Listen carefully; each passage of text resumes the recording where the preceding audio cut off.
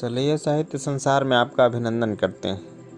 लाला भगवान दीन के बारे में पांडे बेचन शर्मा उग्र की धारदार कलम से अद्भुत रूप में जो प्रस्तुत है आपके समक्ष प्रस्तुत करने का प्रयास करते हुए अरसा हुआ वाराणसी के दैनिक अखबार आज में आदरणीय पंडित कृष्णदत्त पालीवाल की चर्चा करते हुए मैंने लिखा था कि मेरे 5 गुरु हैं, जिनमें एक पालीवाल जी भी हैं।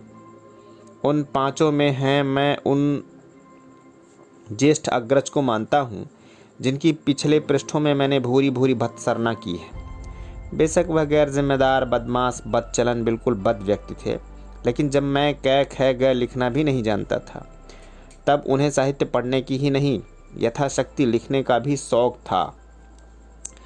तत्कालीन समस्या पूर्ति, रसिक, रहस्य, प्रियंबद आदि मासिक पत्रों में अपने तो जीवन मेरी भावच के नाम भी रचकर समस्या पूर्तियाँ प्रकाशित कराते थे।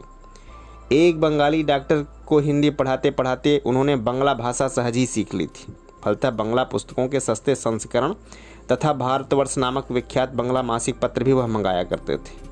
वह हमारे सामने बैठकर कवित्व रचते, लेख लिखते। प्रत्यक्ष न सही लेकिन अप्रत्यक्ष रूप से भाई साहब के इस विद्या व्यसन का बेचन पर बहुत शुभ प्रभाव अवश्य पड़ा होगा। सो वह खराब आदमी मेरा बड़ा भाई मेरा आदि गुरु था।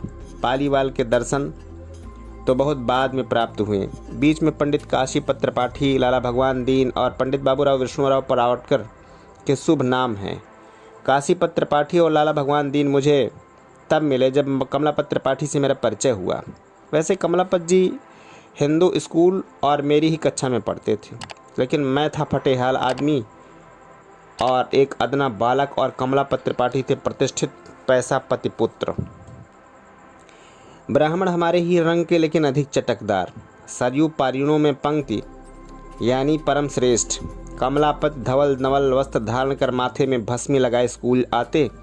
मैं जाता दीनहीन मलिन कपड़े पहने, धूल उड़ती चेहरे पर। मुझमें और कमलापत में ऐसा कोई भी साम्य न था कि हम मिलते।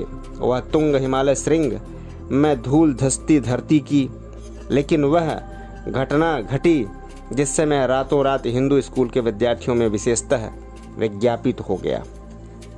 उन दिनों प्रधानाध्यापक थे रतिलाल जी देसाई महोदय। अतः गांधी जी का जन्म दिवस स्कूल में अधिक उत्साह से मनाया गया था। खचाखच भरे हाल में सभा हुई थी। निमंत्रित एवं स्कूल के विद्वानों के गांधी जी के आदर्शों पर भाषण हुए थे।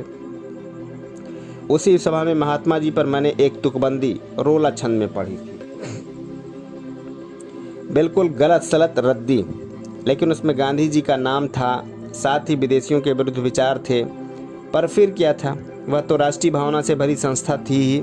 हो हा तालियों की गड़गड़ाहट। और दूसरे दिन बेचन पांडे हिंदू स्कूल के माननीय कवि, बनारस के स्कूल प्रतिभाशालियों की काव्य शक्ति की उस परीक्षा में जिसमें परीक्षा पत्र की तरह रचकर रचना लिखकर यशस्वी महाकवि सुमित्रा नंदन पंत शील्ड और प्रथम पुरस्कार जीत कर ले गए थे, उसी में मेरी तुकबंदी मुकाबले में दोयम मानी गई थी। मुझे भी द्वितीय पुरस्कार प्राप्त हुआ था। यद्यपि रचना श्रेष्ठ पंत जी की थी, मेरी कुछ भी नहीं थी, लेकिन स्कूल में प्रतिभा का अभाव होने के कारण मुझे अंधे को हाथ भी बटेर मिल ली। इसी घटना के निकट कभी कमलापत्र पाठी से मेरा परिचय हुआ होगा, जो मात्र परिचय नहीं, हम दोनों ही के जीवन में जबरदस्त मोड़ बनकर रहा। मेरा ठौर कहाँ ठिकाना कहाँ, सो बरसों में कमलापत ही के द्वार पर पड़ा रहता।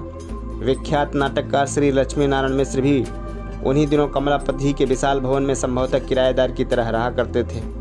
कमलापत के फाटक वाले कमरे में विशेषतः उन्हीं के घर की पुस्तकों से हमने एक पुस्तकालय खोला था, श्री लक्ष्मी नारायण पुस्तकालय, और वहीं से हम उग्र का नाम एक हस्तलिखित सचिव मासिक पत्र भी प्रकाशित करते थे। कमलापति के घर में मेरी कद्र पहले उनके बड़े भाई काशी पति जी ने समझी ही नहीं, यूँ विघोषित किया कि उनके परिवार में और पड़ोस में और परिचितों में भी जिक्र मेरा मुझसे बेहतर प्रमाणित होने लगा। काशी पति जी को हम सब बड़के भैया कहा करते थे। उनके गुरुदेव थे गदाधर शर्मा नाम सत्पुरुष जिनका देहांत हो चुका था, गदाधर जी को काशीपति जी परम भावुकता से स्मरण किया करते थे। उनका अभाव उन्हें जैसे खटकता था। उन्हीं की वार्षिक तिथि आई और उस अवसर पर काशीपति जी को प्रसन्न करने के लिए मैंने घनाक्षरी छंद में गुरु के बारे में काशीपति जी की ओर से एक कवित्त रचा।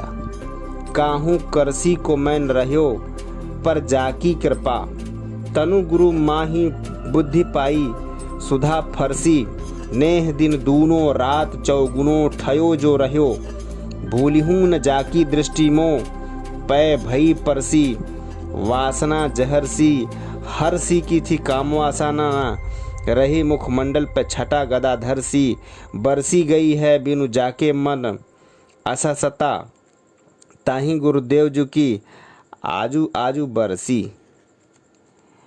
लेकिन यह अध्याय काशीपति जी अथवा कमलापति जी का नहीं, यह तो श्रद्धेय गुरुदेव लाला भगवान दीन जी का अध्याय है, जो मेरे भाई के बाद दूसरे पथ प्रदर्शक थे। असल में कमलापति के यहाँ पहुँचने के कारण ही मैं लाला के निकट पहुँच पाया था। अतः पति भाइयों की चर्चा इस प्रसंग में आवश्यक हुई। बात यूँ बनी, मैंने ध्रुव चरित पर एक खंड काव्य लिखा था, फरमे सवा फरमे का। कमलापति की विदुषी भानजी स्वर्गीय श्याम कुमारी मिश्र ने उसे छपाने योग्य रुपए दिए थे। पांडुलिपि और रुपए लेकर जब मैं भूमिहार ब्राह्मण प्रेस में गया, तब उसे देखने के बाद प्रेस के योग्य संचालक ने बतलाया कि रचना में दोष अनेक हैं, अच्छा हो छापने से पूर्व संशोधन करा लिया जाए। सो मैं स्वरचित ध्रुवधारणा को पांडुलिपि लेकर के जगन्नाथ शर्मा के बड़े भाई चंद्रिका प्रसाद शर्मा के साथ लाला जी के डेरे पर गया। लाला भगवान दीन जी की पर्सनैलिटी उनके उपनाम के अनुरूप ही थी। मुंह पर चेचक के दाग, पक्का रंग, ठिगना कद, मटमैला भद्दा मुंसियाना लिबास। अलबत्ता लाला जी जब बोलने लगते थे तब उनके व्यक्तित्व की असाधारणता स्पष्ट हो जाती थी। लाला जी ने कई दिन तक परिश्रम कर मेरा खंडकाव्य प्रेस योग तो बना ही दिया। वह काव्य महाकवि अयोध्या सिंह का प्रिय प्रवास परम प्रेवक कई बार पढ़ने के बाद प्रायः उन्हीं के छंदों में लिखा गया था। आरंभ हुआ था कमलापति की खुशामद से। जिस प्रकार पयोदधि में सदा कमल लोचन श्री युत शोभते, बस उसी विधि से उग्र उग्र निवसिए बसिए कमलापते। लाला भगवान दीन की हॉबी थी पढ़ना पढ़ाना। एक विद्यालय खोलकर नियम से वह विद्यार्थियों को उसमें सम्मेलन का कोर्स निष्काम पढ़ाया करते थे। लिखने पढ़ने से फुर्सत पाते ही लाला जी विद्यार्थियों को घर भी पढ़ाया करते थे। हिंदू विश्वविद्यालय के लेक्चरर तो थे ही, लाला जी अखाड़िया स्वभाव के दंगली विद्वान थे। भाष्य, समीक्षा, निबंध, काव्य, इन सब कलाओं में लाला जी गंभीर निपुण थे। सबसे ऊपर उनके हृदय सहज कोमल स्नेह में था। प्रसन्न वदन विनय पत्रिका विद्यार्थियों को पढ़ाते पढ़ाते लाला जी भक्त विभोर सजल नयन गदगद गिरा हो जाते थे। आचार्य विश्वनाथ प्रसाद मिश्र सलोने, लेखक श्री कृष्णदेव प्रसाद गौड़, बेढाव कोषकार स्वर्गीय मुंशी कालिका प्रसाद लाल जी के शिष्यों में से हैं। उसमें से मुझे यदि कुछ प्रतिभा थी तो उसे लाला जी के मात्र आशीर्वाद का पोष प्राप्त हुआ। पढ़ा हुआ मुझसे न पाए। पढ़ा भी कहीं हर जन्म में जाता है, किसी जन्म में पढ़ लिया, बस जन्म जन्मांतरों के लिए बस हो गया। गुरु गृह गए पढ़ने रघुराई, अल्पकाल विद्या सब आई। गाया गोस्वामी जी ने, तुलसी के राम सारी विद्याओं से पूर्व जन्म से परिचित थे, सो उन्हें अल्पकाल ही में सारा ज्ञान उपस्थित हो गया था।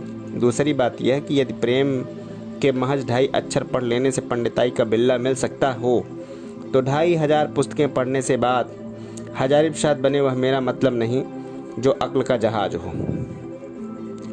एक बात बताऊं, मधुर कवि महाकवि श्री जयशंकर प्रसाद की तंबाकू जर्दा की दुकान वेश्याओं के मोहल्ले के सिंह द्वार पर थी।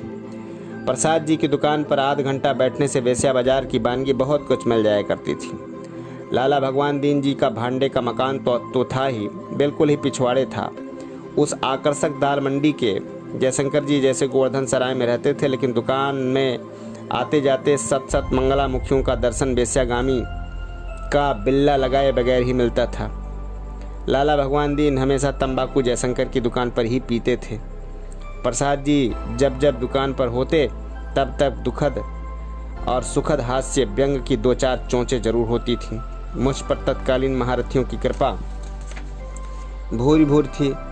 ध्रुव धारणा के बाद दूसरी कृति जब मैंने महात्मा ईसा के रूप में प्रस्तुत की तब उसका समय संशोधन लाला जी ने किया था, पुनर्वाचन प्रेमचंद जी ने। प्रेमचंद जी ने वह राय लिखी ईसा नाटक के बारे में कि आज कोई भी पुस्तक के आरंभ में न पढ़ ले। श्रद्धेय संपूर्णानंद जी की स्पष्ट सम्मत भी छपने के पूर्व ही मुझे प्राप्त हो चुकी थी। पहले 100 में 100 साहित्यिक ऐसे होते थे जो कहीं जरा भी प्रतिभा, जरा भी प्रसाद देखते तो उसका यथोचित आदर करते। आज जैसे वह चीज़ चली गई है। आज भी पांडे बेचन शर्मा उग्र को लिखना खाक पत्थर आता है, आप जानते हैं। लेकिन आज से प्रायः 40 वर्ष पूर्व विख्यात पत्रकार और कला मर्मज्ञ अभ्युदय के संपादक पंडित कृष्णकांत मालवीय महोदय जब मुझ पर मुग्ध हुए तब काशी आने पर मर्यादा कार्यालय ज्ञान मंडल बुलवाकर उन्होंने श्रद्धेय संपूर्णानंद जी से आग्रह किया था कि वह मुझ पर कृपालु रहें, क्योंकि इनमें से जो लेखक है वह असाधारण है। उन्हीं दिनों एक घटना और विचित्र भी घटित हुई। कानपुर से प्रताप पत्र से श्री बेनी माधव खन्ना नामक किसी सज्जन ने हिंदी कवियों में से एक राष्ट्रीय गान रचना प्रतियोगिता के शामिल होने का आग्रह किया था। विजयी को 1000 रुपये पुरस्कार की घोषणा की।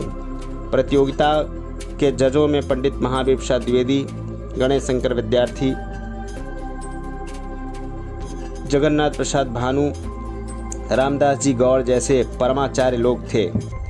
इस प्रतिस्पर्धा के लिए लाला जी ने जब एक गान प्रस्तुत किया तब मेरे मन में भी आया कि अंधेरे में एक तीर मारने में घाटा ही क्या है। मैंने भी एक गीत गढ़कर भेज दिया। जब परिणाम प्रकट हुआ तब जजों ने एक भी रचना राष्ट्रीय गान योग्य नहीं मानी। वैसे 1000 रचनाओं में 4 रचनाएं एक श्रेणी की मानी गई थी। उन चारों रचनाकारों के अब नाम सुनिए। मैथिली शरण गुप्त, अयोध्या सिंह उपाध्याय, कुल पहाड़ के एक कोई सुकुमार शर्मा और पांडे बेचन शर्मा उग्र।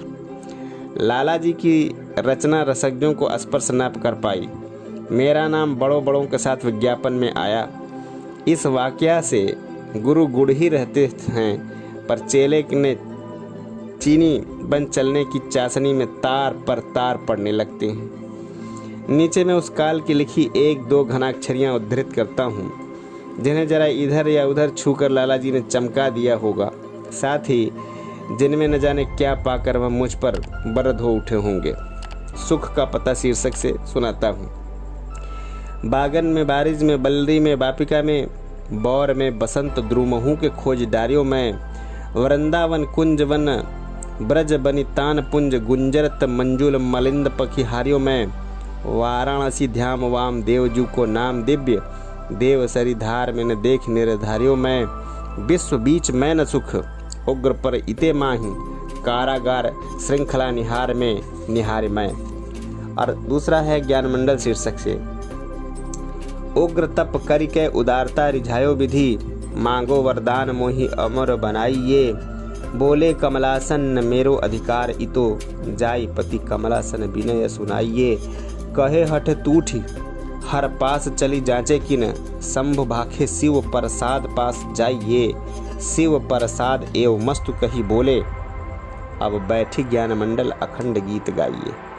और एक अंतिम है बर्फ और परस्त्री पूर्ण रूपक है कि काम गर्मी में दिखरात वह ज्यों ही उग्र त्यों ही चली जात मन पाइबे की लल चात दरस परस में स्वरूपवान शीतल है हीतल में जाई अनुभावी कहे हो तात अधर लगाई रस लेत ठरी जात रद बुध बतराव छुड़वे तो गात गरी जात प्यास न बुझात अधिकात दिन रात बरु बर्फ हमें तो पर नारी समझ है जनात। इस तरीके से ये कवित्व सन 1921, 22, 23 की रचनाएं हैं। ज्ञान मंडल वाला छंद गणेश जी द्वारा संपादित प्रताप में छपा था और उस समय विख्यात